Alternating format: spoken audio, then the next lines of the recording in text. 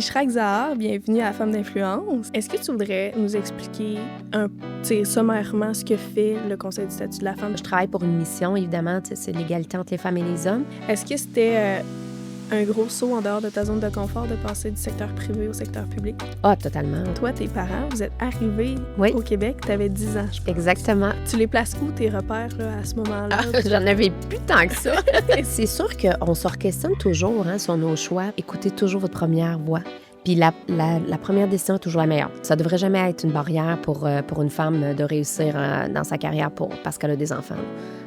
Au contraire.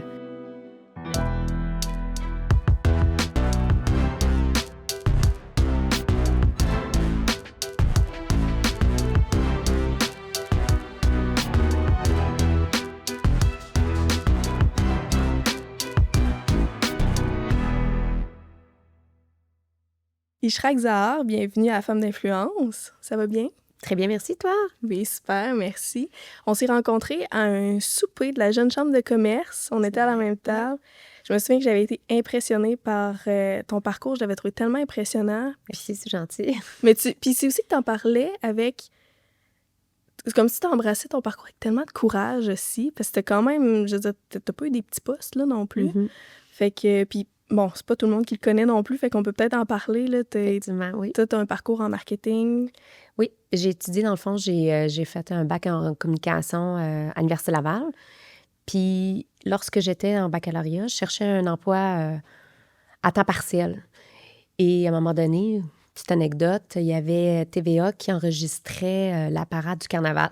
OK, J'étais habillée en habit d'hiver, là, de la tête aux pieds, puis je demandais sur place, c'est qui le gestionnaire ici sur place? Puis là, c'était à ce moment-là le vice-président des opérations.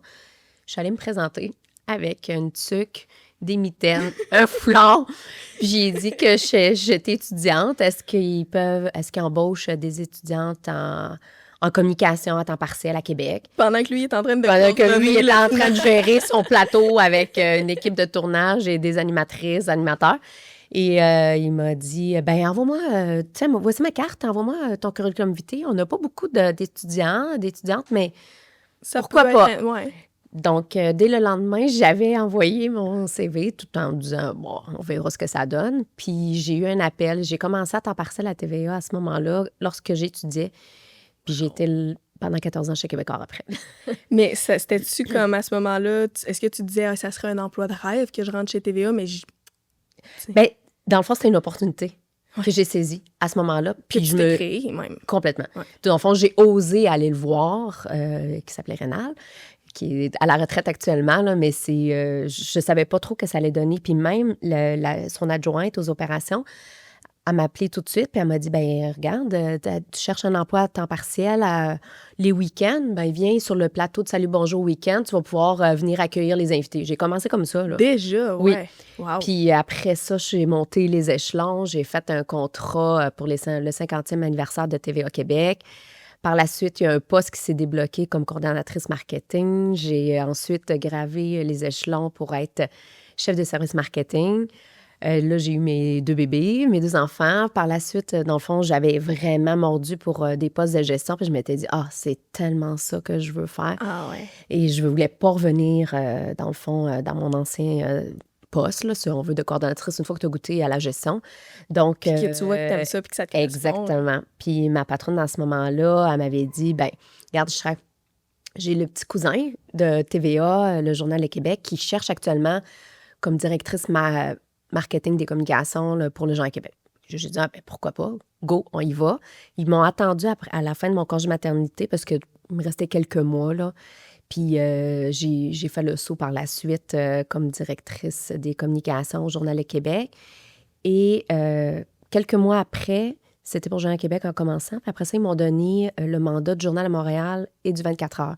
Okay. J'avais tous les quotidiens de Québécois sous ma gouverne à ce moment-là. Lynn, la présidente, m'avait dit, regarde, Ishrak, on a une opportunité. Est-ce que tu aimerais prendre ce mandat-là? Puis là, j'avais dit, pourquoi pas?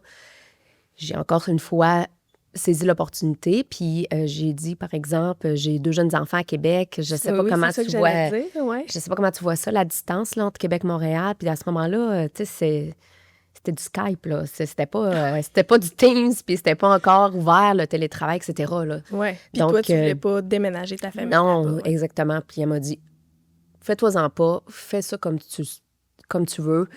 Nous autres, on aimerait t'avoir à ce poste-là, puis organise ça comme tu veux. Fait qu'à ce moment-là, ben j'ai pris ce mandat-là, puis j'ai fait ça pendant quand même près de 4 ans. Et par la suite, ça, c'était vraiment... En télétravail tout le temps, là, pendant ce ben, dans le fond, non, j'étais au bureau à Québec, mais OK. c'est juste que je gérais une équipe à Montréal. OK. Puis je siégeais Fait que ça sur, gérait à distance, je siégeais sur le comité de direction à Montréal, dans le fond. Fait que j'étais OK. la seule de Québec qui faisait du Québec-Montréal, là. OK. Si vous J'avais- faites ça fréquemment, Québec-Montréal? Aux 2 semaines à peu près, OK. là. Tu sais, dans le fond, mais j'allais vraiment avec les besoins, les demandes, tu sais, les réunions de comité de direction, tout ça. Puis pendant ce temps-là, je jonglais entre les événements de Québec, là, les soirs, les enfants. Puis là, je me disais, ben je veux être à la maison en soirée ou là, lorsque les enfants se réveillent le matin. Donc, des fois, je faisais des allers-retours le jour même, Ouais. au lieu de rester un séjour de 2 jours pour pouvoir revenir à la maison pour voir les enfants parce qu'ils étaient jeunes dans ce moment-là. Ouais. Donc, j'ai fait ça pendant quelques années, puis j'ai adoré mon travail, là. Tu sais, ça a été une super belle expérience, là, puis des beaux défis que j'ai rencontrés.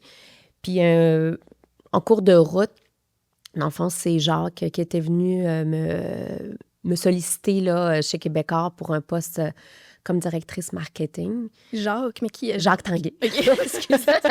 C'est Jacques Tanguay, dans le fond. Il est venu m'approcher à quelques reprises. J'aurais pas pensé nécessairement changer à ce moment-là, mais j'ai décidé d'y aller parce que je m'étais dit, pourquoi pas voir l'autre côté de la médaille maintenant que je connais les médias, pourquoi pas aller chez un annonceur Ouais. de l'autre côté. Fait que ça m'a permis de voir autre chose. Fait que là, t'es allée chez Tanguy. Chez Tanguay pendant 4 ans, c'est ça. Puis par la suite, j'avais accepté un poste comme vice-présidente marketing chez Loeb, mais j'ai pas été là longtemps pour différentes raisons, là, circonstances de vie. C'était moi mon X, là, je vais C'est dire ça. franchement. Puis j'ai vécu des choses aussi personnellement, là. Sûrement qu'on en parlera peut-être plus tard, là, mais j'ai vécu un sinistre, là. Donc, à ce moment-là, j'ai fait un petit virage pour autre chose. Puis là, maintenant, je suis directrice des communications et du web au Conseil du statut de la femme. Ouais. Donc là, t'es passée Ouais. du secteur privé au secteur public aussi. Complètement, oui. Ça doit être, ouais, complètement différent. Complètement différent, oui, c'est ça. Mais oui, différent, mais en même temps, c'est une autre organisation. Là, je travaille pour une mission, évidemment, tu sais, c'est l'égalité entre les femmes et les hommes. Mais je vois, c'est différent à la fois pareil, OK. dans le sens que, tu sais, moi, c'est le même domaine, c'est les communications, donc Ça je reste gère, l'entreprise. c'est en plein ça, c'est ça. Puis c'est un organisme indépendant, donc oui, on est sous la gouverne d'une ministre, mais c'est sous la présidence de Louise Cordeau. Donc on Au est conseil. oui, c'est ça. exactement. Donc on est quand même autonome dans nos décisions, si on veut, là. Est-ce que tu voudrais nous expliquer tu sais, sommairement ce que fait le Conseil du statut de la femme? Tu as parlé de l'égalité Oui. homme-femme, mais tu sais, son rôle puis le travail qu'il fait. Bien, le Conseil du statut de la femme, il y a 2 missions. La première, c'est nous, on est une direction de recherche, donc on produit des études, des avis, des mémoires sur différents enjeux d'égalité dans la société et on conseille l'État, donc par rapport au projet de loi, etc. Et l'autre mission, bien, c'est dans ma direction. Principalement, c'est on informe, on sensibilise puis on éduque la population sur tous ces enjeux-là et les avancées là, par rapport à l'égalité entre les femmes et les hommes là, dans la société. Puis on produit plusieurs outils de communication à l'interne. Donc, j'ai une direction avec une équipe multidisciplinaire. Là, donc, on fait tout à l'interne. Parce que là, ça a eu 52, 53 ans. C'est ça, on a fêté en 2023 le 50e anniversaire. OK, mais c'est ça. Fait que, tu sais, ça fait quand même un certain temps que ça existe. Mais, Oui. tu sais, des fois, il y a des organismes comme ça. C'est un organisme? C'est un organisme, Ouais. oui. Donc, des fois, il y a des organismes qu'on connaît, mais on ne connaît pas nécessairement ce qu'ils font. Effectivement. Fait que, ben, C'est un organisme gouvernemental, donc c'est sûr que, tu sais, on fait rayonner davantage la mission, là. Ouais, On fait résonner davantage ça. c'est ça. Ben, on pourra en parler plus. Puis, tu sais, dans la présentation que tu nous as faite, tu as parlé beaucoup des opportunités que tu as saisies. On va en parler aussi dans la discussion. Par contre, pour commencer, je vais lancer la discussion. J'ai une jarre ici, ce que je fais en début de chaque épisode, où je pige un chiffre qui nous amène à un âge dans ta vie. Et on veut savoir si on avait ouvert ton journal intime. J'ai hâte de voir. Qu'est-ce qu'on lirait, donc? Je vais prendre Et là, on sait pas où ça nous amène. Fait que moi aussi, j'ai hâte de voir. Ouais, c'est ça. Surprise. Donc, à 30 ans. Oh, 30 ans. Ça fait pas quand même longtemps. 30 ans. Ah, ben c'est là que j'ai, dans le fond, bâti ma famille. Les enfants, j'ai eu mon premier garçon, Lucas, en 2009. Donc, j'avais 29 ans. OK. Et 2 ans et 2 mois plus tard, dans le fond, j'ai eu ma petite fille Nélia, qui a maintenant 13 ans. Fait que ça m'amène dans ces eaux-là. Puis j'étais Changement de poste en même temps. ben, j'étais chez Québécois à ce moment-là. Puis oui, peut-être entre TVA et le journal, là, dans ces eaux-là. Sauf que ça reste que c'est la même organisation, mais c'est sûr que j'avais le vent dans les voiles, là, au niveau de ma carrière, au niveau de bâtir ma famille, jongler avec tout ça. Fait que c'était un super beau moment dans ma vie, là, ça c'est sûr, vraiment. Puis, est-ce qu'il y a eu des moments où tu trouvais ça difficile de concilier les deux, justement, vu que tu avais le vent dans les voiles? Mais j'ai jamais trouvé ça difficile. D'ailleurs, des fois, je me remets dans cette époque-là ou dans cette période-là de ma vie, puis je me dis, comment j'ai fait pour arriver puis réussir à tout jongler, mais en même temps, Parce que tu vois qu'il y avait beaucoup de choses, là, quand même. ben effectivement, parce que tu sais, j'avais un travail très, très, très demandant, exigeant, parce que, veux pas, Québécois, avec les quotidiens à ce moment-là, on était TVA et Journal, on était partenaires de plusieurs événements. Tu sais, je dirais Ouais. peut-être pas tout, mais la majorité des événements quand même au Québec. Puis tu es dans un Et poste de gestion. C'est en plein ça, un poste de cadre. J'étais quand même très jeune. J'ai eu d'ailleurs mon premier poste en gestion à 29 ans. OK. Donc, puis depuis ce temps-là, j'ai toujours été dans des postes de gestion, là.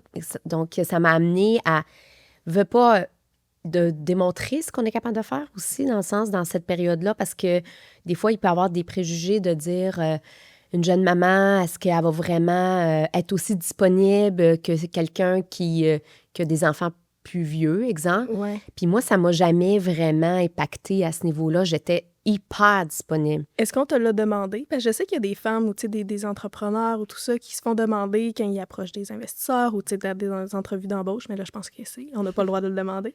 Mais, fait que mettons dans un cadre d'entrepreneur investisseur qui se font demander, tu sais, qu'est-ce que tu vas faire ou qu'est-ce qui va se passer quand tu vas avoir des enfants? Non, moi, j'ai pas. Non, il y a personne qui m'a posé cette question-là. Premièrement, ils m'ont vu grandir dans l'organisation. Donc, ils savaient très bien où est-ce que j'étais rendue. Et ce que tu étais capable de faire. Et ce que j'étais capable de faire déjà. Donc, c'était pas à faire mes preuves, là, comme si quelqu'un arrivait peut-être au début de sa carrière ou une nouvelle organisation. Donc, tout le monde me connaissait, puis j'ai eu les opportunités grâce à ça aussi, là. Donc, oui, ils m'ont vu aller avant, durant ma grossesse, parce que j'ai des super belles grossesses, puis après, puis j'en donnais tout autant.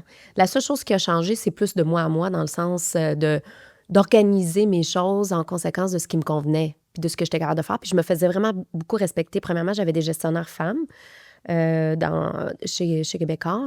Et moi, j'ai toujours mis, dans le fond, mes limites par rapport à ce que je pouvais faire. Puis j'ai toujours été transparente face à ça.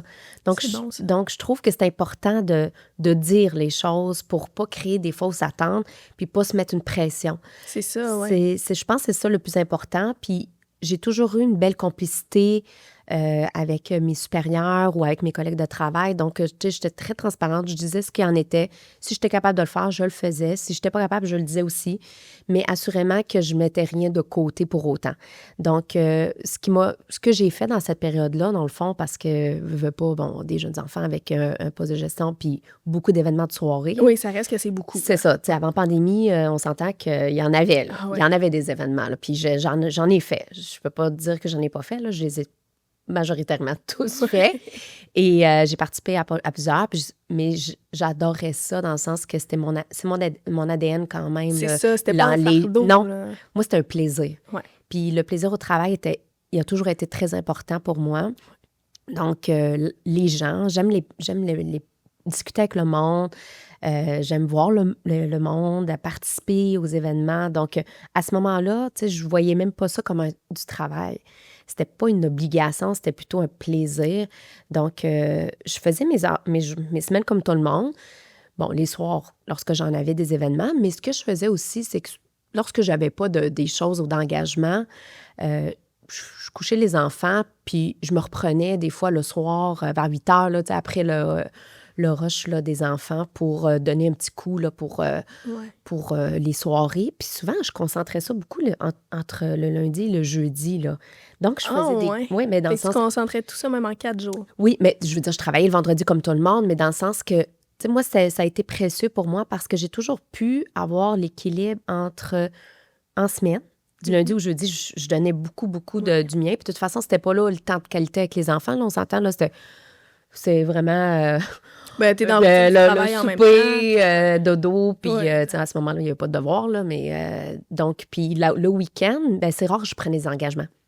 C'est ça, fait J'essayais que de ne pas m'en garder la fin de semaine trop, justement, pour être... ça, c'était pour ta famille. C'est en plein ça, pour prendre du temps de qualité avec eux autres. Donc, j'ai toujours pu le faire, même si on était connectés avec le téléphone, là, dans le sens que s'il y a une urgence, on y répond, tout ça, mais j'ai essayé de ne pas m'en garder le week-end, justement, de travailler. Tu sais, il y en a qui ça va être un autre mode de vie, mais moi, c'était le mien. Puis à ce moment-là, ça me permettait de décrocher, déconnecter, puis d'être toute là à 110 avec la famille à ce moment-là.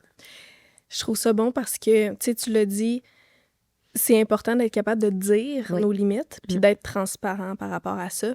Mais avant de pouvoir faire ça, il faut les connaître. Tu sais, il faut se connaître suffisamment pour les connaître puis les mettre, nos limites. Puis c'est quelque chose, on dirait que tu as toujours bien réussi à connaître puis à balancer. Oui. Bien, moi, les gens me connaissent comme je suis. Que ça soit au travail ou mon cercle personnel, je suis comme je suis. Fait que ça reste qu'à ce moment-là, il n'y a pas de... C'est pas une fausse ichraque d'un côté ou qui cache des choses pour essayer de prouver de quoi. Ça, j'ai jamais été comme ça. Non, c'est ça. Donc, tout le monde me connaît comme je suis, toujours été transparente, authentique, garder des belles relations avec les gens. Fait que ça fait en sorte qu'on peut se permettre à ce moment-là, je pense, de dire les choses puis de se faire respecter en contrepartie à travers tout ça. Oui, bien, si t'es la première à te respecter dans tes limites, ben, les autres. Ouais. C'est en plein ça. C'est ça, mais c'est oser de les dire parce que dans le fond, il n'y a personne qui peut deviner. C'est vrai. Qu'est-ce que tu vis ou qu'est-ce que tu as besoin ou est-ce que tu as vraiment des contraintes. Mais moi, j'ai été bien entourée aussi là, à ce niveau-là. Des bonnes personnes. Qui étaient à l'écoute. Puis... Complètement. Oui, qui me ressemblaient. On se ressemblait, dans le fond, dans le sens des bons fits, des personnes qu'on avait les mêmes valeurs, qui est aussi ambitieuse, travaillante. Mais puis, tu sais, le mot ambitieuse, des fois, il peut être négatif, mais c'est pas dans le sens... Moi, à ce moment-là, j'aspirais beaucoup. Puis comme jeune gestionnaire, justement, je voulais tout le temps aspirer de monter les échelons, puis dire, hey, c'est dommage agréable, puis la vie est bien faite, là, dans ce sens-là. Là. Fait que j'aime ça parce que, tu sais, ton travail est très important pour toi, puis ta famille aussi. Puis les deux s'affrontent pas. Tu sais, un se fait pas au détriment de l'autre. Puis, tu sais, toi, ta famille, puis là, il y a la famille, toi, ton mari, tes enfants, mais ta famille, toi, tes parents, vous êtes arrivés au Québec, tu avais 10 ans, je pense. Exactement, c'est en plein ça. Vous avez quitté, c'était la Tunisie. C'est en plein ça. Mais c'est méconnu, des fois, là, Ishrak, d'où qu'elle vient, parce que ça fait tellement longtemps que je suis au Québec. Mais t'as aucun accent, fait que je pense que... C'est pour ça. Exactement, c'est pour ça que je dis, les gens l'oublient. Que je suis d'originaire d'un autre pays. Oui, puis c'est pas juste que, tu sais, tes parents sont originaires, puis toi, t'es né au Québec. T'avais 10 ans quand t'es arrivé. Exactement, je suis née en Tunisie. Là. C'est ça. Puis tu sais, quand même, les 10 premières années de ta vie. Fait que ça s'est passé comment pour toi, cette transition-là d'un pays à l'autre? Mais c'est vrai que je l'oublie des fois, effectivement, mais c'est mon nom, là. Tu sais, Ishrak, je veux dire, on s'entend que ça vient pas du Québec, là. Mais au même temps, en passant, Ishrak, ça veut dire lever du soleil. Ah, wow! Et lorsque mes parents ont décidé de venir au Québec, c'était tout simplement par choix. Hein. Ils fuyaient pas? Non, pas du tout. En Tunisie, on manquait de rien. Mon père était ingénieur de formation. Ben, il pratiquait. Puis c'était juste parce que c'est des aventuriers. Puis il disait que, un jour, ils ont fait le tour de l'Amérique, incluant le Canada.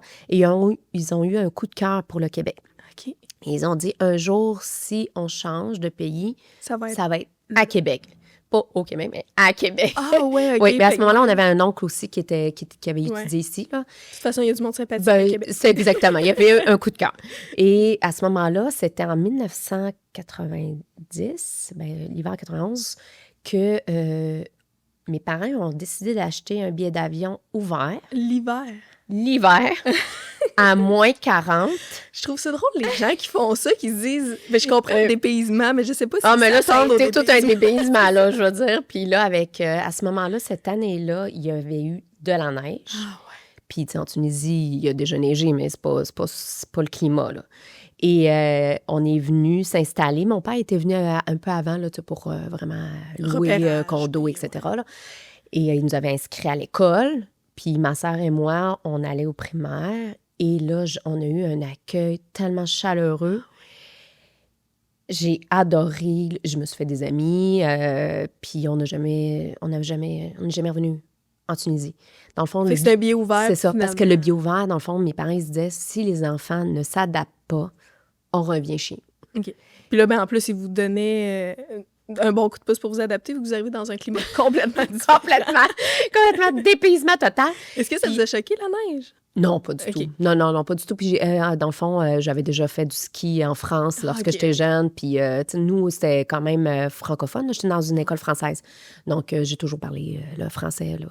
Et lorsqu'on est arrivé, on a eu un accueil chaleureux. Puis, mes amis, mon entourage, ma vie, tu sais, c'est entouré des Québécoises et des Québécois. Donc, tu sais, mes parents n'ont pas essayé de retrouver des personnes qui viennent de la Tunisie pour s'adapter, là. Bien au contraire. Ils ont dit, on s'intègre, puis on y va, on regarde en avant, puis c'est tout. Puis c'est ma vie est rendue... dans le fond, j'ai grandi à Québec, là. Puis Donc, j'ai des origines, oui, j'ai des bons souvenirs, parce que 10 ans, c'est quand même notre enfance, là. Puis lorsque je retourne là-bas, ben ça me rappelle des souvenirs, mais des beaux souvenirs. Puis mes parents, ils ont conservé notre maison lorsque OK. j'étais petite. Ouais. Vous l'avez encore? Oui, Ah, exactement. c'est fun, Oui. ça. Puis je suppose que tu as encore de la famille en Oui, Tunisie. toute ma famille élargie C'est qui ça. est encore en Tunisie. Est-ce que tu penses que ça l'a beaucoup aidé à votre adaptation, le fait que tes parents se disent on va se mélanger et non pas comme se regrouper? Ah, assurément. Puis je conseille à tout le monde qui vienne, même si des fois, c'est pas évident, là. Mais mon père, il a été courageux là-dedans parce que lorsqu'il est arrivé ici, il a fallu quand même qu'il aille étudier, qu'il refasse ses études et ses examens dans l'ordre des ingénieurs, même s'il pratiquait depuis plusieurs années. Ah ouais, c'était pas Mais- reconnu. Exactement. Hein? Ouais. Donc, ça prend du courage quand même pour faire ça. Puis Il le fait. Puis c'est pas des petites études. là. Non, exactement. Puis c'est tout de suite, dans le fond, il a tout de suite trouvé un emploi par la suite dans son domaine. Donc, c'est normal que lorsque tu as une famille à faire vivre, puis en même temps, il faut que tu te concentres à refaire ta vie au niveau professionnel. Tu sais, je peux comprendre que c'est pas facile pour tout le monde non plus. Tu sais, mais en même temps, ça prend du courage, là, effectivement. Là. Puis ça, tu sais, j'admire mes parents de l'avoir fait, là. Est-ce que tu penses... Ben là, c'est sûr que tu considères pas quitter, mais est-ce que tu penses que c'est quelque chose que tu aurais en toi, tu sais, de ce courage-là, s'il y a de quoi de quitter complètement le pays et les racines que tu as pour aller ailleurs? Ben non. Non, Honnêtement, ouais, tu sais, moi, dans le fond, je l'ai déjà fait une fois dans ma vie. Tu sais, Oui. Donc, tu sais, c'est déjà pour moi, je l'ai déjà fait. Ben oui. Puis ma vie est à Québec, là. Dans le fond, est au Québec, là. Donc, je pourrais pas penser C'est pas nécessairement concevable, revenir c'est en ça. Tunisie ou quoi que ce soit. Je veux dire, aller en voyage, visiter la famille pour le plaisir, ça oui. Oui, absolument. Exactement. Mais de là à revenir, ça m'a jamais appelé, là.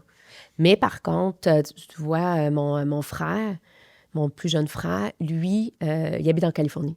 OK. Fait qu'il a Ouais. bougé. Oui, puis il est OK. entrepreneur, puis il a parti son entreprise là-bas.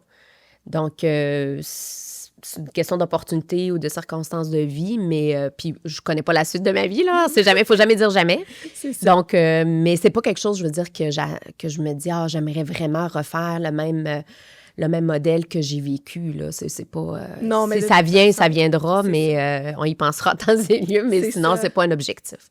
Mais je trouve ça bon parce que, comme tes parents, c'est pas que la vie s'est articulée de telle façon, c'est qu'ils ont dit, ben, on va vivre là parce qu'on a aimé ça. tu sais. Exactement, t'en plein ça. Je pense que ça doit quand même être rare parce que c'est un gros. Si j'ai envie de dire, c'est un bouleversement, pas de manière négative, là, mais je veux dire, Oui, mais change c'est une tout ce que tu transformation connais, dans ta ben vie. oui. C'est mes parents, je pense que ça leur a demandé peut-être davantage d'adaptation parce qu'en quelque sorte, même si ce sont des personnes super courageuses et aventurières, ça reste quand même bien qu'ils ont fallu qu'ils quittent leur nid familial, leur leur famille, entourage, leur travail. Donc, pour eux, c'est un âge adulte quand même très avancé, bien établi. Nous, les enfants, on était dans une période d'adaptation, de transformation. Oui, on a quitté nos amis, notre famille. Ça, c'est sûr que ça a été une adaptation. On a changé de pays. Puis je pense que c'est ça qui fait en sorte que moi, je m'adapte très rapidement à toutes les situations. Ça, je pense que c'est ce que j'ai acquéri à travers cette expérience-là. Oui. Tu as comme été jeté dans le grand bain. Là. Complètement. Fait que c'est pour ça que changer ou m'adapter à un nouveau milieu ou à de nouvelles personnes, je pense que ça, c'est ancré en moi parce que je l'ai vécu. C'est ça. Puis tu me disais... Je trouve ça facile maintenant. Oui. Puis tu me disais que c'est comme si que en t'adaptant, tu sais, t'arrives avec une diversité de culture aussi, diverses personnes. Puis tu me disais, c'est comme si que j'ai pas de préjugés. J'ai tout. Mais c'est ça. Non, moi, Puis en plus, mon père, il travaillait, dans le fond, à l'international. Donc, toute mon enfance, mon adolescence, ça, il voyageait à travers le monde. OK. Ça fait en sorte qu'on a toujours été ouverts aux autres cultures, aux autres pays. Pour moi, tu sais, une personne, c'est une personne. Ouais. Avant toute chose. Avant d'être sa culture, avant d'être... Oui, ben c'est intéressant d'en connaître davantage, évidemment. Là, moi, je suis très, très intéressée. Mais ça fait en sorte que... Puis c'est pour ça que moi, c'est très rare, même tout au fil de ma carrière, que j'ai eu à parler nécessairement de mes origines. Puis pas parce que c'était par manque d'intérêt, c'est juste que je pense que les personnes me trouvent tellement comme une Québécoise, mis à part que c'est mon nom qui me trahit. Puis c'est ça qui est cute, en quelque sorte, dans le fond. Mais sinon, même les personnes les plus près de moi, même dans mes milieux d'affaires, des fois, ah ouais, t'es né en Tunisie. Puis ça prend du temps, des fois, à ce qu'ils réalisent que c'est ça. Mais c'est vraiment drôle, oui. Puis c'est sûr que, tu sais, d'être jeté dans le grand bain, ça te fait une capacité d'adaptation fantastique, là. Puis on s'entend qu'il y a plein de moments dans la vie, il faut s'adapter. Tu l'as dit souvent au début, j'ai saisi des opportunités. Ouais. Y a-tu des moments où tu as l'impression de t'être jeté dans le vide? Puis, oui. À plusieurs moments. Plusieurs moments. J'ai un peu expliqué là, en introduction, dans le fond, mon parcours, de changer de milieu puis de secteur d'activité lorsque j'étais bien installée dans une organisation que j'aimais, que j'étais... Que t'étais là depuis longtemps. Appréciée, reconnue par mes pairs, que j'avais vraiment la possibilité de grandir encore dans cette organisation-là. Ça prenait déjà du courage de le faire. Et j'ai saisi l'opportunité. Là, tu parles de quand t'es passé de Québécois à Tanguay, exemple. OK, c'est ça. Donc, parce que 14 ans dans une même organisation, ça reste que, je veux dire, j'aurais pu pas changer puis je serais encore là. C'est ça. Je suis convaincue que je serais encore là. Est-ce que tu penses que des fois, ça peut être un danger de devenir trop confortable quand ça fait trop longtemps que tu étais à la même place? Mais moi, dans le fond, je trouve que chaque parcours est différent puis c'est tellement propre à chacune de nous. Puis ça dépend qu'est-ce qui nous parle. Puis il faut faire ce qu'on a envie de faire à ce moment-là. Est-ce que j'aurais fait les choses autrement? Peut-être. Est-ce que ma vie aurait été autre chose si j'avais resté là? Sûrement. Mais il ne faut jamais avoir de regrets de ce qu'on a décidé de faire à ce moment-là. Il y avait sûrement tellement des raisons qui nous ont poussé à le faire. Dans la mesure où tu l'as décidé. Exactement. Il faut à un moment donné avancer puis regarder en avant, dans le fond. Puis chaque expérience nous amène à quelque part puis nous fait voir d'autres choses. Mais pour revenir sur ta question de dire est-ce que ça nous amène à un certain confort? Bien, oui, certainement, mais je pense que tu peux aussi trouver des défis dans la même organisation, puis toi-même, tu peux nourrir d'autres projets. Puis ça, c'est pas nécessairement du confort, là. Tu sais, je veux dire, tu peux te nourrir autrement, tu peux changer de poste, tu peux toi-même amener de nouveaux projets. Puis l'industrie des médias, à ce moment-là, bien, elle est encore en transformation. Donc, je pouvais pas appeler que j'étais dans un confort nécessairement parce que... Tu restes pas dans un statu quo? Non, vraiment pas. Puis j'aurais sûrement évolué encore et encore parce que c'est une industrie qui est en transformation constante. Puis dans notre domaine, en communication et en marketing, ça l'est. Ouais, avec les nouveaux médias, ça reste que tu n'as pas le choix là, d'être à l'affût. Puis de... Fait que là, tu fais le saut chez Tanguay. Tu les places où, tes repères, là, à ce moment-là? J'en avais plus tant que ça. Non, parce que j'arrive d'une grande organisation avec une équipe établie, un modèle d'affaires, puis là, une entreprise quand même familiale. Il a fallu que je m'adapte, là, dans le sens que à cette nouvelle culture-là, organisationnelle, mais j'ai bâti quand même, dans le fond, la structure, la direction du marketing. ça a été intéressant parce que je trouvais ça le fun, parce que ça m'a fait apprendre des nouvelles choses, dont le commerce du détail que je ne connaissais pas à ce moment-là. Même si je connaissais mon milieu, puis mon travail, mon domaine d'emploi, je ne connaissais pas le commerce du détail. Donc, pour moi, ça a été une super belle école. Puis le commerce électronique, à ce moment-là, tu ne veux pas, comme le site web d'actualité dans les médias versus regarder, parce que j'ai toujours été, dans le fond, responsable aussi du web, là. Donc, en marketing et en communication, ça va avec, là, mais dans le sens que ça m'a fait voir ça aussi. J'allais dans plusieurs congrès là, de commerce de détail ou d'électronique. Donc, ça m'a ouvert les yeux sur autre chose. Puis je suis contente de l'avoir fait, là, puis d'avoir appris autre chose. Puis c'est sûr que tu sais, t'avais beaucoup d'expérience, là, quand même, en arrière de la cravate, là, quand t'as... Je vais le dire en anglais, quand t'as fait le switch chez Tanguy. Y a-tu quand même des moments n'empêche où ce que tu disais « Ah, c'est donc bien dur. Qu'est-ce que j'ai fait là? » Bien, c'est sûr qu'on se questionne toujours hein, sur nos choix. Puis à un moment donné, au début, c'est sûr, je m'étais dit « Oh là là, pourquoi j'étais super bien? Qu'est-ce qui vraiment... Qu'est-ce que je voulais venir chercher? » Oui, c'est ça, exactement. Mais dans le fond, par la suite, j'étais contente parce que je me trouvais à acquérir une expérience complète. Bon, on apprend toujours là, au fil des ans, mais quasi complète, dans le fond, dans le domaine, parce que j'étais dans les médias, je collaborais avec plusieurs annonceurs de différents milieux de travail, et là, je faisais le saut vers un client, enfin un annonceur, que lui, il travaille avec tous les médias. Donc, ce volet-là, je trouvais ça super intéressant parce que ce que j'aimais faire dans les médias à ce moment-là, je le retrouvais parce que je les côtoyais tout autant. Puis j'avais des choix à faire avec tous les médias confondus. Je faisais le mieux pour l'organisation puis pour avoir les résultats visés. Donc ça, je trouvais ça intéressant parce que je n'étais pas si loin, finalement, de mon milieu là, que j'ai commencé là, dans ma carrière. Y a-tu des moments où, mettons, je sais pas là, trop comment ça fonctionne, mais où, par exemple, tu négocies avec un média, mettons, tu négocies avec un média chez Québécois, puis où tu te dis... j'ai travaillé chez Québécois, je sais comment ça fonctionne, je sais qu'on peut comme prendre cette porte-là un peu d'à côté. Bien, ils savaient très bien. Les gens qui m'approchaient puis avec qui je collaborais, ils me connaissaient. Mais en même temps, là, c'était rendu que je mettais mon chapeau de l'organisation où est-ce que j'étais. Je voulais plus... j'avais pas un parti pris d'un côté comme de l'autre. Je faisais ce qui était le mieux pour l'organisation par rapport aux propositions que j'avais.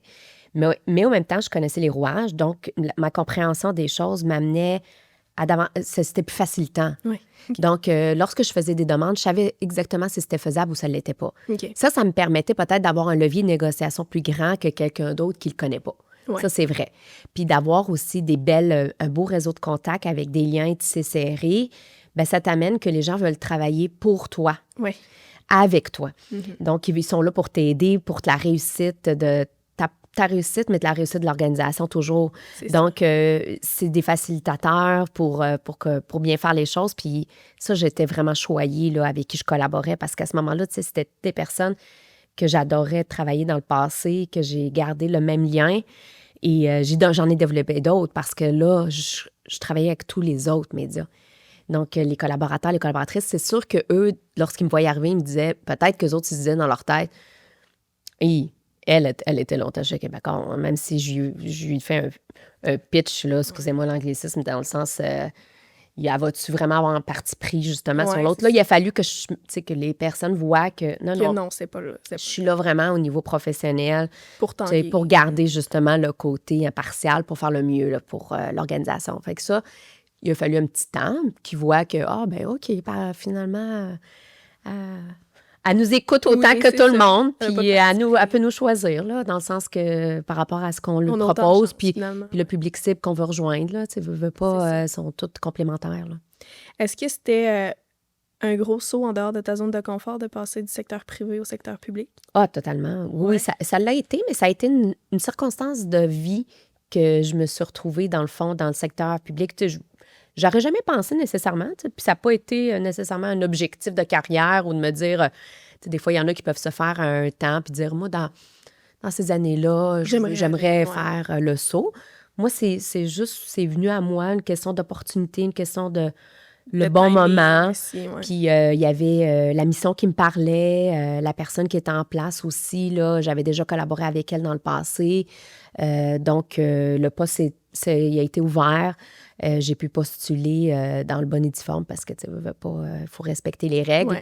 Ouais. Je regrette pas mon choix, là, dans le sens que ça m'a fait voir, maintenant, ça me fait voir autre chose. Ça va faire près de 3 ans là, que je suis au public. Puis en même temps, tu sais, j'apprends à connaître l'appareil gouvernemental qui est immense, mais je le comprends très bien dans le sens que lorsque j'étais dans les médias, on était quand même pas loin là, de l'actualité, de connaître qu'est-ce qui se passe dans les rouages, mais j'apprends à connaître effectivement la mission, la condition féminine, j'apprends à connaître l'appareil gouvernemental, mais je connais bien mon domaine d'emploi qui est les communications et le marketing. Puis donc, j'arrive avec mon expérience, mon expertise, que je peux transposer des choses et les mettre en place et en application avec l'équipe que j'ai aussi bâtie là, au fil de ces 3 années-là. C'est ça, exactement. Puis j'arrivais dans le cadre du 50e anniversaire aussi. Ah oui. Ça, c'était tous des projets qui m'interpellaient énormément à réaliser, là. Donc, Là, tout arrive en même temps parce que t'arrives, t'es à un nouveau poste, puis en plus, il y a oui, d'autres choses à effectivement. sortir. Mais moi, j'aime ça. Je suis une personne de défis, de projets.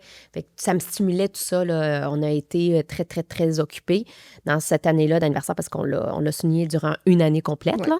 On a réalisé, entre autres, un documentaire, Les Héritières, une bande dessinée Cap Égalité, une exposition itinérante qui continue à rouler. Donc, plusieurs activités de ce genre-là qui font rayonner la mission, mais qui interpellent un public cible totalement différent.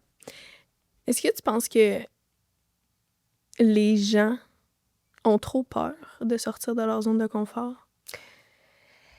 Bien, il ne faut pas généraliser nécessairement, mais c'est sûr que la peur peut empêcher de sortir de la zone de confort, de notre zone de confort. Et il faut, à un moment donné, s'enlever ces obstacles-là puis oser faire le pas. Ou le saut, là, on pourrait dire. Et oui, c'est sûr que la peur peut être un blocage psychologique, ça, c'est sûr. Mais c'est nous-mêmes qui se la met. Il n'y a personne d'autre qui se la met, là. Veut pas... C'est personne d'autre qui vient nous faire peur, là. Bien, on peut avoir des peurs parce qu'il y a de la pression sociale ou qu'est-ce qu'ils vont penser ou est-ce que c'est vraiment bien ce que je fais ou il y a peut-être des fois des parcours avec une ligne en disant, ben non, ça, c'est normal, je devrais continuer dans ce sens-là. Mais je pense que le plus important, c'est d'écouter sa petite voix intérieure. Puis on en parlait un petit peu tout à l'heure. Ouais. Puis d'écouter sa petite voix intérieure, puis de se faire confiance. Tu sais, je pense que toute part de se faire confiance, puis de croire en ses objectifs, puis ses rêves qu'on a, puis oser le faire. Puis des fois, ça se peut qu'on le fasse pas tout de suite, mais il y a quelque chose qui nous dit tout le temps, mais regarde, c'est pas grave, Tu vas y revenir. c'est juste une question de temps. Ouais. Ça va venir. Parce que ça trompe pas. Puis, tu sais, on dirait cette voix-là, Ah, ben, ça, c'est clair. c'est nous. Tu sais, Oui. je veux dire, ça nous connaît, ça Complètement. sait ce qu'on va aller. Mais, tu sais, le gros défi, puis tu viens de très bien le dire, c'est que des fois, il y a tellement de bruit autour. Puis, tu sais, c'est une voix qui parle pas fort des fois. Puis, tu sais, c'est étrange, là, tu sais, OK, la petite voix intérieure. Puis pour beaucoup de monde, puis tu sais, pour moi, la première, des fois, je me dis, mais c'est quoi cette petite voix-là? Tu sais, ça a donc bien l'air farfelu de se dire qu'on a une petite voix. C'est un feeling, c'est un petit pincement dans l'estomac. Oui, puis ça, je pense que c'est avec l'expérience peut-être, ou la maturité, ou dépendamment de ce qu'on vit, des fois, Ouais. on se dit que au début, on dirait qu'on va chercher comme si on veut entendre des choses, mais via notre entourage ou le monde qui nous entoure pour dire... On veut se faire confirmer. Oui, c'est ça. C'est Ouais. comme si on veut se faire confirmer notre propre choix. Mais au final, on le connaît, notre choix. Ouais. Puis on sait exactement ce qu'on veut, puis on sait exactement ce qui est le mieux pour nous. Puis on est les meilleures personnes pour juger si c'est bon ou c'est pas bon. Il n'y a personne qui est à notre place, il n'y a personne qui sait qu'est-ce qu'on aspire. Même les personnes les plus proches de nous, là, ils ne le savent pas. Non. Ils pensent le savoir, puis c'est correct, mais en même temps, c'est nous-mêmes qui le savent clairement. Puis c'est vrai que ça demande un petit peu une introspection. Puis moi, je dis tout le temps, ma fille et à mon garçon, je dis, écoutez toujours votre première voix.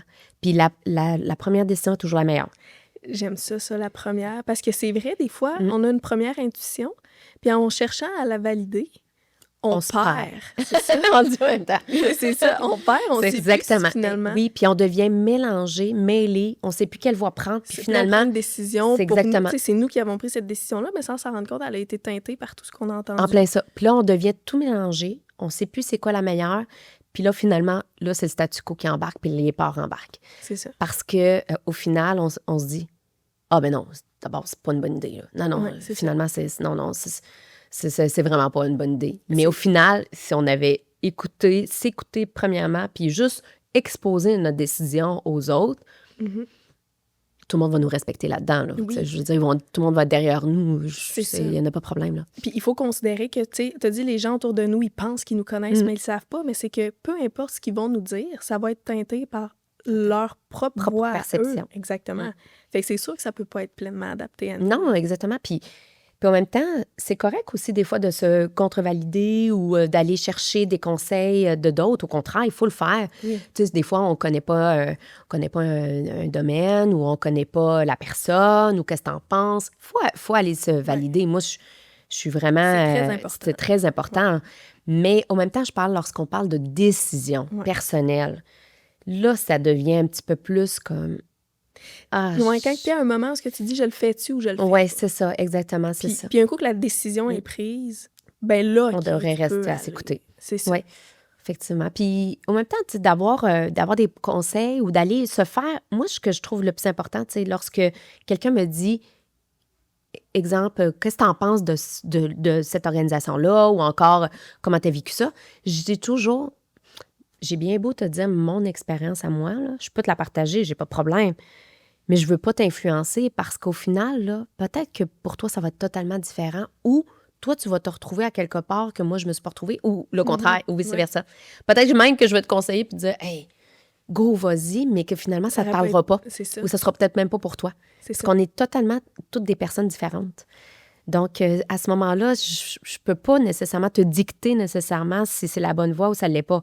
Je peux t'aider à cheminer pour prendre la meilleure décision pour toi, mais je te le dirai pas nécessairement à ta place. C'est ça.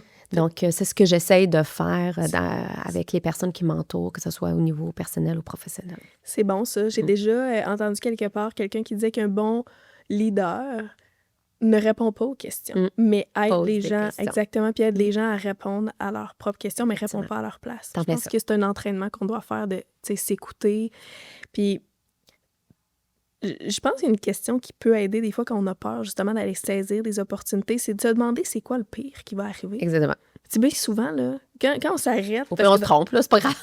Exactement. Mais on se relève. C'est que dans notre tête, on dirait qu'on a un scénario catastrophe, des fois, qui est même pas si défini que ça, là, de si je prends cette décision-là, puis finalement, je me suis trompée.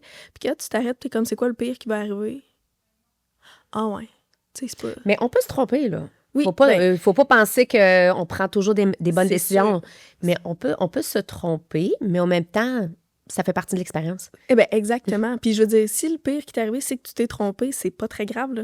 T'sais. Exactement. Tu te relèves, puis tu prends une autre décision. C'est ça. Tu réajustes. Ça, c'est important. Exactement. Ben, c'est ça, j'allais dire. Parce que des fois, il y a certaines personnes qui peuvent, exemple, prendre un chemin, puis se dire finalement, ils savent clairement qu'ils sont peut-être pas à la bonne place ou c'est pas ce qu'ils aspirent. Mais ils restent quand même pour le confort, pour la sécurité, pour plusieurs raisons qui leur appartiennent. Mais en même temps, ça peut faire un temps, mais ça va rattraper un jour ou l'autre. T'sais, un jour ou l'autre, il y a quelque chose, soit tu vas être malheureuse, ou soit que tu le fais pas pour les bonnes raisons. Ouais. Puis moi, un travail, c'est pas... un travail, pour moi, c'est comme plus... faut que j'aime ce que je fais. Ouais. Puis ça, c'est la base. Ça a toujours été comme la base de...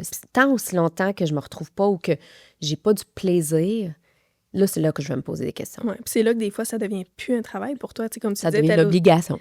Oui, mais tu sais, comme quand t'aimes ça, tu disais que t'allais aux soirées de Québécois, tu dis c'est même pas du travail, tu sais, genre... Je me posais même pas la question. Mes amis les plus proches, ils me disaient presque... Ils me voyaient presque comme une extraterrestre des fois parce que... Ils me disaient, mais comment tu fais?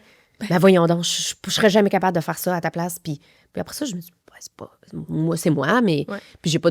Je veux dire, toi, c'est toi, puis en même temps, c'est correct aussi. On se respecte une et l'autre. Mais en même temps, je comprenais ce qu'il voulait dire parce que, dans le fond, ils étaient complètement débordés avec des enfants. Puis leur emploi ne les amenait pas non plus à aller dans ce sens-là. Ouais. Moi, dans le fond, c'était mon cadre de travail. Puis à chaque fois, il me disait, mais voyons donc, comment tu fais ça? Comment t'aimes vraiment ça? Puis je dis, Mais ah oui, pour toi, moi, oui. j'adore Mais ça. c'est ça. Mais tu as soulevé un point important. Tu sais, on parle d'écouter notre petite voix pour faire ce qu'on sait tu sais, qu'on doit faire, puis qui est bon pour nous, puis qu'on va aimer faire. La petite voix, des fois, elle nous dit ça, c'est pas pour toi. Elle s'en va pas non Ouais. plus. Fait que, tu sais, tu l'as dit, ça, Ouais. tu peux rester, mais Ouais. ça va faire un temps. Tu vas rester Exactement. avec cette Un voix. jour ou l'autre, ça va rattraper dans le sens, c'est soit la motivation, soit, dans le fond, l'humeur aussi, parce C'est que, ça. veux pas, tu sais, lorsque t'es malheureux, ça paraît... Oui, mais ce qui arrive, c'est que ça se fait de manière insidieuse. Tu sais. Ouais. Ça peut se faire sur plusieurs années, puis l'année, tu te regardes, tu te dis, il y a 5 ans, j'étais vraiment pas comme ça, mais ça s'est dégradé tranquillement, t'en es pas rendu compte. Fait que, oui, encore Ou une ça fois. peut changer aussi au fil du temps. Tu sais, au début, c'était bon pour toi, puis là, ça se pourrait que, je sais pas moi, après un certain temps, ça l'est plus parce que t'es rendu ailleurs. C'est ça. Mais être Ben, c'est capable correct de s'en aussi. rendre compte. C'est ça, mais il faut prendre les décisions pour soi.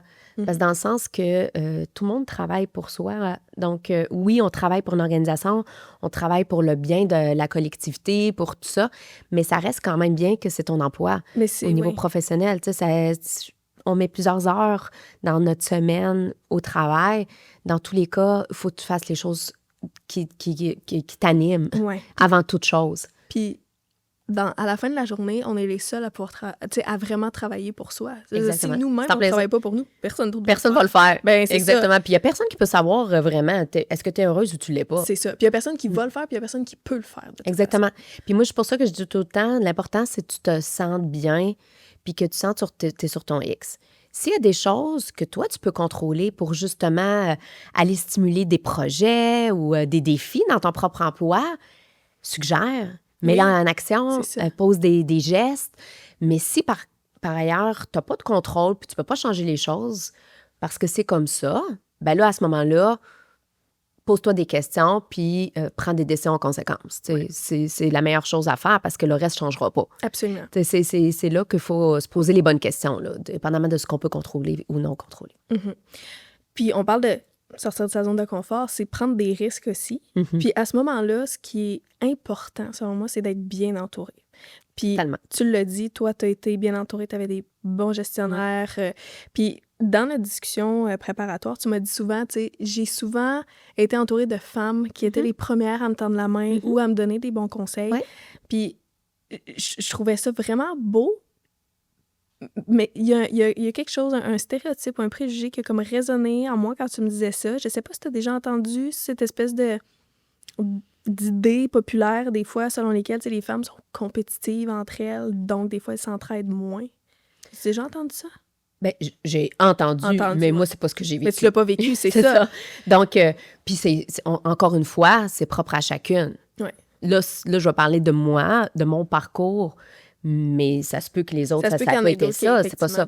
Mais au contraire, moi, j'ai toujours, dans le fond, au début de ma carrière, c'était des gestionnaires femmes. Et mon premier poste de gestion, c'est une femme qui me l'a donné, Nathalie. Mm-hmm. Et elle m'a donné ma chance de pouvoir démontrer là, que j'étais prête à faire un poste, là, même si j'allais partir après un an en congé maternité. Mm-hmm. Et elle pouvait comprendre ça. Effectivement. Elle a déjà eu, elle aussi, elle a une fille. Mais j'ai pu avoir des femmes, dans le fond, qui m'encouragent dans mes ambitions, qui me donnent des bons conseils, des bonnes complices, qui deviennent maintenant des amis. Et moi, je refais la même chose, dans le fond, parce que je trouve ça bien de redonner au suivant ce que j'ai pu avoir. Mais sérieusement, j'ai eu autant d'hommes aussi qui m'ont donné la même reconnaissance que j'ai eue envers les femmes. Puis pour moi, ça ne fait pas... c'est des gestionnaires, point. Puis la complicité que je peux avoir avec une ou un, ça me... C'est sans égard au sans égard au sexe, exactement, c'est ça. Puis j'ai toujours été impliquée aussi quand même dans le leadership au féminin, dans la chambre de commerce ou encore à la fondation de la Y, donc dans de contextes féminins. Mais tu sais, là maintenant, oui, je prône pour l'égalité entre les femmes et les hommes parce que c'est mon rôle comme directrice des communications, puis je trouve ça hyper important, évidemment, de mettre en lumière des femmes, puis de les amener à oser, justement, à se positionner. Mais pour moi, j'ai jamais vécu là, que ça soit un monde T'as d'hommes ou jamais un monde c'est de ça. femmes. Non. Mais je suis contente que tu nous partages ça parce que tu l'as déjà entendu justement parce que je pense que c'est dans la croyance populaire. Puis, ben, je trouve ça important qu'on ait le discours qui déconstruit ça parce Totalement. qu'au final, Mm. c'est super important de se supporter mutuellement, de se tendre la main. Puis, Ben, il c'est faut. bon pour la personne à qui on tend la main, mais c'est bon pour nous aussi de le faire. C'est comme Exact. ça que, tu sais, mutuellement, on s'élève vers le haut. Puis, tu sais, dans notre société, je pense qu'on est bien mieux d'essayer de se pousser mutuellement vers le haut Totalement. que l'inverse. Puis, tu sais, juste de... On gagne rien de toute façon, là. Ben Je non, veux dire, c'est ça. tout le monde a sa place. Puis nous sommes qui nous sommes. Puis nous sommes toutes des personnes différentes. Il faut se respecter. Puis Tu peux tendre la main à quelqu'un, cette qui en a personne-là besoin. va pas venir prendre ta Complètement, place. c'est Ça ça. t'enlève rien C'est en de plein faire ça. ça. Puis lorsque je suis gouverneur à la Jeune Chambre, là, c'est là qu'on s'est rencontrés, justement, tu le disais tout à l'heure. Mais la relève, c'est pour ça que la relève, j'encourage la relève féminine autant que masculine, mais dans le sens que je trouve ça important, dans le fond, que les gens puissent venir vers nous puis nous poser des questions, tu sais, par rapport justement à notre parcours. Puis c'est pour ça que j'ai accepté d'ailleurs, parce que je me disais, oh wow, une jeune femme entrepreneur, tu sais, qui ose partir son podcast, tu sais, je vais être là pour elle, puis je vais participer. Puis c'est comme ça qu'il faut redonner au suivant. Mais ça peut être que ce soit juste un petit conseil lors d'une soirée, que ça soit quelqu'un qui prenne le temps de te parler parce qu'ils veulent te donner une référence à ton réseau de contacts ou encore ton expertise aussi, tu sais, dans le fond, parce que c'est pas tous les entrepreneurs qui ont justement des personnes en marketing et en communication, puis des fois, ça coûte beaucoup de sous, là, beaucoup d'argent, dans le fond, dans le sens pour avoir ces consultations-là. Mais tu l'as dit, c'est vraiment une expertise. Hein, c'est ça, exactement. Puis au même temps, ben, ça s'apprend aussi, là, mais dans le sens que si je peux redonner au suivant puis mettre en lumière des personnes à mon tour parce que j'ai eu la chance de l'avoir, je le fais. Oui. Bien, merci. Merci d'avoir accepté aussi de venir partager ton parcours au podcast. Merci à toi de l'invitation. Mais en terminant, je voudrais quand même revenir sur une des premières choses dont on a parlé, quand tu parlais des enfants et ta famille. J'ai lu un article dans lequel tu disais « Être mère ne m'a jamais freinée. Au contraire, ça m'a toujours donné des ailes. » C'est vrai. Ça aussi, ça va des fois à l'encontre d'une idée préconçue ou ce qu'on pense qu'avoir des enfants, ça va nous freiner. De quelle manière, toi, ça t'a donné des ailes? C'est une très bonne question. C'est vrai, j'avais fait une entrevue il y a quelques années, puis je disais ça parce que là, justement, mes enfants étaient encore plus jeunes. Là, ils sont rendus à l'adolescence, on s'entend. Puis ça m'a donné des ailes parce que moi, de les voir grandir, puis de pouvoir inculquer des valeurs et une éducation, je trouve ça magnifique. Et si je peux les inspirer à mon tour, par rapport à ce que j'ai osé faire, je suis derrière eux. Donc, puis pour moi, c'est complémentaire, là. Je veux dire, ta vie personnelle, ta vie professionnelle, c'est correct. Puis on est toutes des personnes, on est humains avant tout. Puis il ne faut pas non plus toujours faire abstraction là, de... Tu sais, il y en a des fois qui vont jamais parler de leur vie personnelle dans le cadre de leur vie professionnelle. C'est important, dans le fond, de pas... faut pas qu'un volet nuise à un autre. Ouais.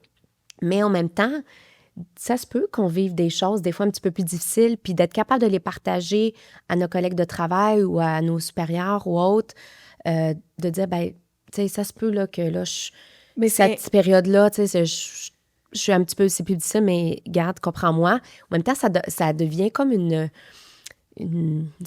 complicité que tu développes aussi avec tes pairs. Tu n'es pas obligé d'exposer toute ta vie non plus. C'est pas ça, là. Je veux dire, on se garde quand même une petite distance. Mais comme tu dis au début, tu as la transparence d'exprimer. En plein ça, c'est ça. Puis moi, c'est ça. Moi, avoir mes enfants, les voir réaliser, les voir s'épanouir dans leur sport ou à l'école ou avec leurs amis, ben puis c'est drôle parce que des fois, ma fille, elle a eu besoin à prendre des décisions dernièrement.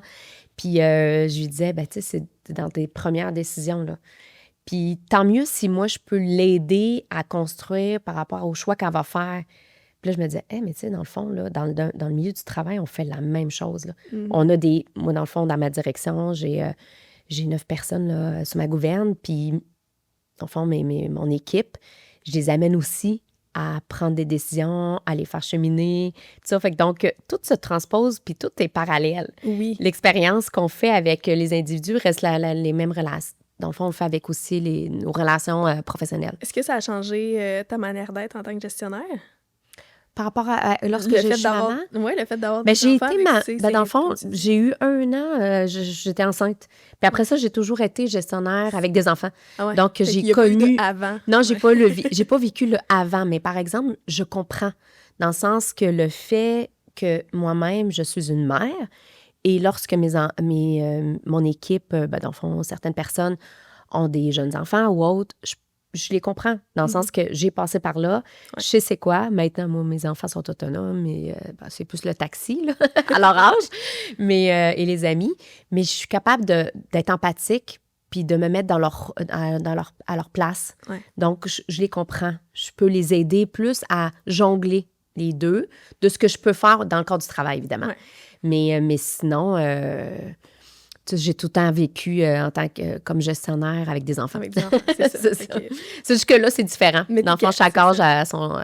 a une étape, là. C'est ça. Mais tu sais, tu vois quand même l'impact que ça a sur toi en tant que gestionnaire. Oui, c'est ça. Puis ça devrait jamais être une barrière pour une femme de réussir dans sa carrière parce qu'elle a des enfants, là. Au contraire.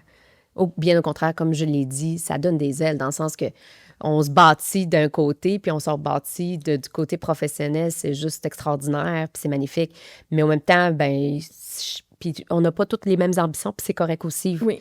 Donc, ça se peut que pour toi, c'est beaucoup plus le au niveau familial, puis que c'est ça qui, je veux dire, pour moi, ça ne fait pas un versus un autre, là, tu sais, pour Oui. moi, c'est égal. C'est ça. C'est égal dans le sens que, oui, ma famille, c'est ma priorité, dans le sens humainement parlant, mais ça ne m'a jamais empêché C'est ça. d'avancer. Mais moi, je vais te partager un point de vue que j'ai là, où ce que des fois, tu sais, justement, il y a...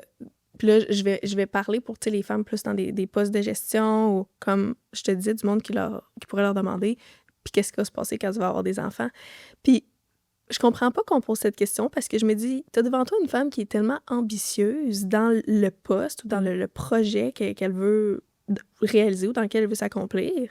Tu vois le travail qu'elle est prête à faire. Imagine ce qu'elle va déployer quand elle va tenir ça puis avoir des enfants. Là. Je veux dire, ça va être toute une personne. T'en plein ça, oui. exactement, parce que de s'organiser dans notre emploi du temps. C'est ça, parce que toi, tu l'as dit, ton travail n'a pas importé moins ou il n'a pas été impacté du fait que tu avais 2 enfants Non, en c'est bas ça. Mais âge. c'est sûr que, tu sais, j'étais bien entourée, là, puis bien accompagnée dans ce sens-là. Puis ça dépend, tu sais, il y en a qui ont toute la charge mentale aussi. Oui, là. ça, c'est sûr. Tu as été bien entourée, mais tu as déployé les ressources pour te permettre de le faire. Puis ça, on peut tout le faire. On peut tout mettre en place des façons de faire. Puis en même temps, on peut s'adapter à notre propre façon.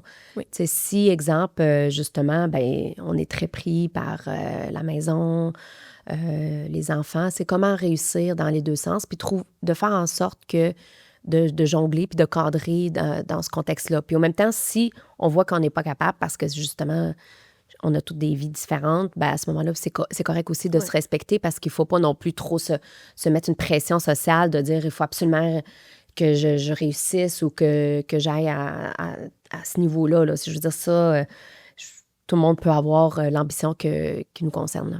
J'aime ça. Des fois, on s'adapte aux autres, mais être capable de s'adapter à soi aussi. Exactement. Faire les choses pour soi. Ouais. Je pense que c'est la base. C'est ça. Ça fait un beau mot de la fin, je trouve.